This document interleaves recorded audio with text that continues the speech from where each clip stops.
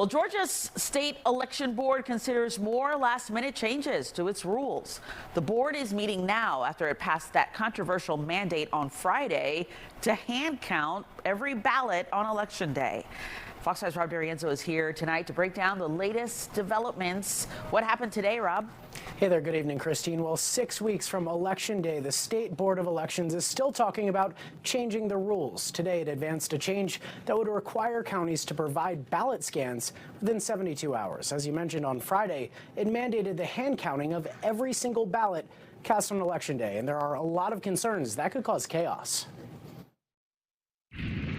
Everyone should take a deep breath and calm down. Georgia's election board considered more changes to the state's electoral system on Monday after last week's decision to force the hand counting of every ballot cast on Election Day. These rules will help to prevent a last-minute surprise of questioning the results about the count or audit or recount. Former President Trump, who has denied he lost Georgia in 2020, has called 3 members of the board his, quote, pit bulls.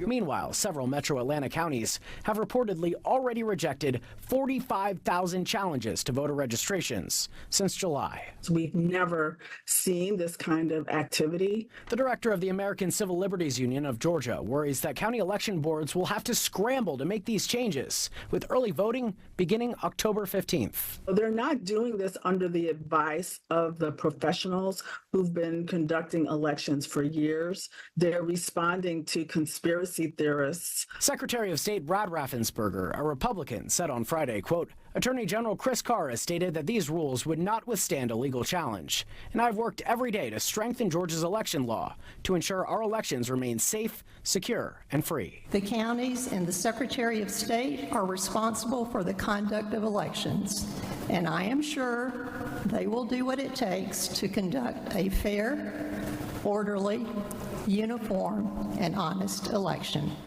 And the ACLU of Georgia says it will be part of the effort to try to get the courts to block these rules from taking effect. The election board meeting continues as we speak, and we're going to continue to monitor it, bring you the very latest at 5. For now, that's the latest from here at the live desk. Rob D'Arienzo, Fox 5 News. A lot of people are talking about this. This is a national conversation, Rob, just with how close this election is.